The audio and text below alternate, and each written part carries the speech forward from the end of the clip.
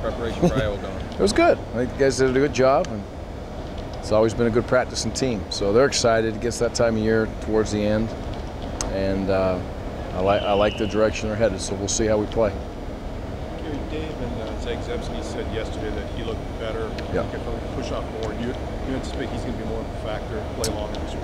Yeah, number one, I expect that to happen, and we really need that to happen, especially this week against this offensive line. We can't just hang in there with the same 3 or 4 guys the whole game. So, but he looked good today.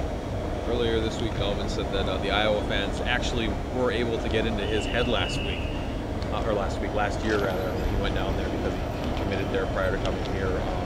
Do you anticipate that being an issue again this year? No, one will be fine. So, fans are great in the Big Ten. I mean, if you go on the road and the fans aren't getting after you and you're the opposing team, then that's probably a pretty bad sign for your team. So Melvin he'll handle the situation well, and I'm sure their fans will do their job to try to get underneath this skin just like they will for all of us. But a year ago, it was I thought it was a classy crowd who loves their team, and what more would you expect on the road in the Big Ten for sure, at least. If you look at their tackle stats, their safeties were 1 and 3, I think, in total tackles. And sometimes that's a bad thing, but it looks like they really use those guys. Are they going to be key? I mean, if they can bring Melvin down, or if he gets past them, is that going to be a big key in this game? Yeah, I think first of all, you got to win at the point of attack, obviously, to get to the safeties. But for their defense, that would not be alarming to me at all. They're much like we are. There are a lot of times they're a quarters team, so one safety can be down in the box, the one rep, and the other guy the other box. He's kind of the unblocked defender. So I'm sure that they feel comfortable with that. Number one. Number two, it's always big. How are we going to be able to get on them from the wide receiver basis and block them at times?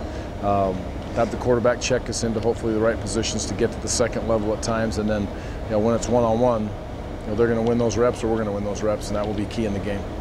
Anticipate Corey being limited at all? Corey being limited at all? No, he should be full steam. Yep, he looked good today, and my knowledge is he really looked good all week. So we were a little precautionary early on, but he's fine. You talk to Melvin and you talk to the offensive line, there seems to be this mutual sort of, he makes us look good, now they make me look good type of thing. Can you just describe the relationship that he shares with the offensive line? Well, first of all, I think that's the way a quality team should be.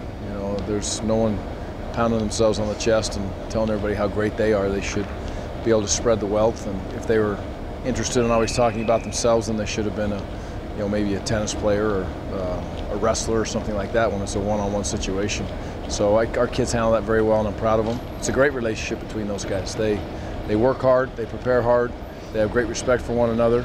They've been around each other for quite a while now, and their expectation level is high for themselves and high for each other, and they hold each other accountable. So it's fun to see them gel, but it's also fun to see the youth of this program be able to understand what the expectation level is of them as they grow into this program over the next few years. What's the overall attitude of the team been like this week coming off such a big win? Business as usual, and we've been that way again, whether we've won, whether we've lost, played well, played just not as good as we wanted to, or whatever it may have been.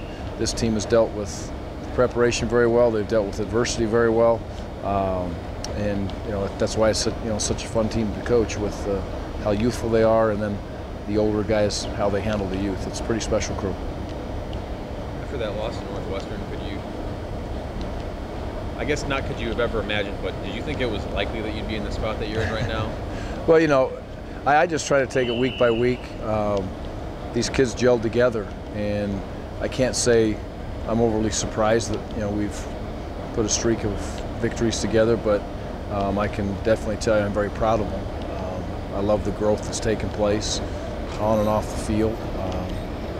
It's good to see. So I think we're going to win every game while we get ready to prepare, and it's part of a coach's job and his team's job to believe that you can go out and win.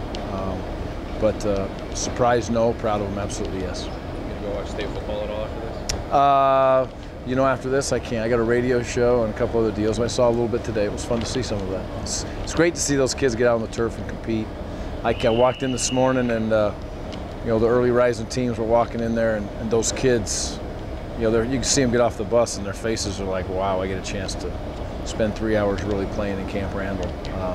And many of those young men will never play class college, obviously, and some of them it's their last football game today that they'll ever play. So it's a cherished moment. And here it's even more special because it's one game in Camp Randall, or you're either going to win the championship or lose the championship. So it's pretty special the way it's set up.